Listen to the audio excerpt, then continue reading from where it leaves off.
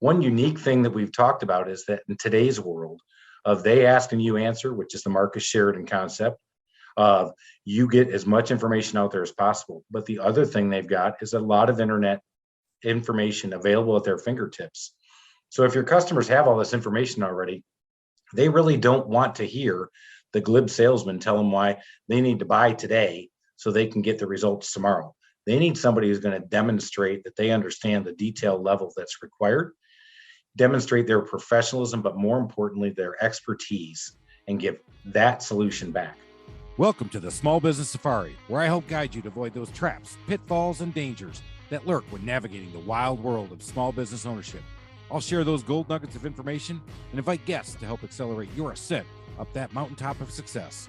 It's a jungle out there, and I want to help you traverse to the levels of owning your own business that can get you bogged down and distract you from achieving your own personal and professional goals.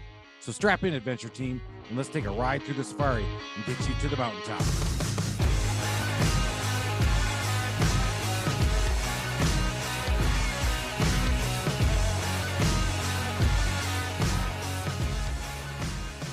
Hey everybody, it's Chris again, and it's Friday, and here we go with our 5-minute summary. We talked with Jim Ryerson, the Salesforce professor.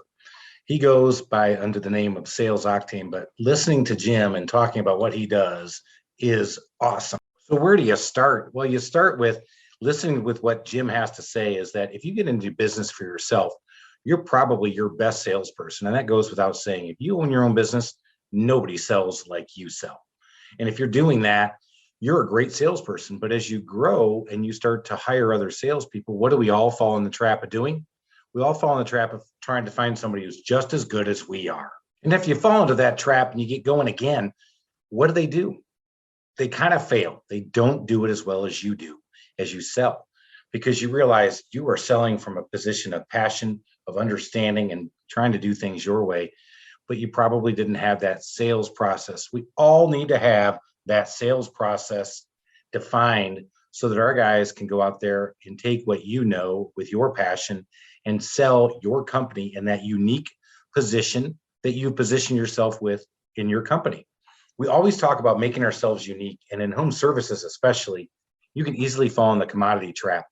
You don't want to fall in that commodity trap. You want to start to show that value proposition and why going with your company and what makes you unique can go into your sales process.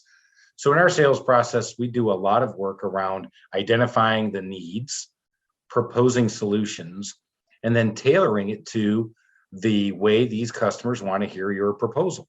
So we use the DISC profile to help us with that. And Jim is a big proponent of the DISC profile. You have those people who just want to hear how much and when, and you have those other people who just want to know what my options are. I got to win, and you got to give me some details. We have people who are extroverted, you have people who are introverted. But figuring out the person you've got in front of you helps you tailor your proposal better. One unique thing that we've talked about is that in today's world of they ask and you answer, which is the Marcus Sheridan concept of you get as much information out there as possible. But the other thing they've got is a lot of internet information available at their fingertips. So if your customers have all this information already, they really don't want to hear the glib salesman tell them why they need to buy today so they can get the results tomorrow. They need somebody who's going to demonstrate that they understand the detail level that's required, demonstrate their professionalism, but more importantly, their expertise, and give that solution back. So you're finding that introverts who are detail-oriented could be a good sales fit for your organization. That flies in the face of a lot of different things that we've all heard in the past, is that good salesmen are real good talkers. And you can't talk over objections, and you can't talk over people who want to know more details. You've got to be able to provide that. So Jim really explained this a lot better than the way I can. And while I'm talking about that, let me remind you of the Home Service Institute, a company I've started that helps home service providers with their customer service experience and helping these guys provide that great 100% customer experience so you can go back out and sell more to these existing customers that you have. So check out the homeserviceinstitute.com. Now I'll get back to talking a little bit more about Jim and what he finished up with.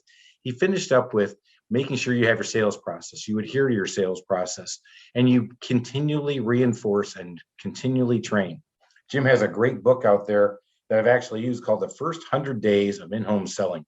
And it is a great way to go through and read in small digestible formats the 100 days of selling. He's got it broken down into 100 components. Really helped me not only define my sales process, but continually reinforce and help these guys get better at what they're doing. And because if you're a commission-based salesperson, if you get better at what you're doing, what do you get? You get more money. You get to hit your own personal and professional goals. So setting out your sales force to be like you is okay, but not great. To have them have that same passion and understand your unique value proposition that you're bringing to your customer set, and having them be able to articulate that and use that as a sales arrow in their quiver so that they can slay that dragon, win that customer, and keep making more money. So I'm not going to keep going on with all the different stuff. Go ahead and have a listen to that episode. Implement this, make some things happen with it, improve your sales force, and you'll improve your bottom line. Go make it a great day, Adventure Team, and keep going up that mountaintop to that success that we all want to achieve. Thank you for listening to this episode of the Small Business Safari. Don't forget to go out and rate, review, and follow me. And if you like this episode, go out and check out my other episodes, or check out my Instagram, Facebook, or LinkedIn for other great content. And remember, your positive attitude will help you achieve your higher altitude in the wild world of small business ownership. Until next time, make it a great day, Adventure Team.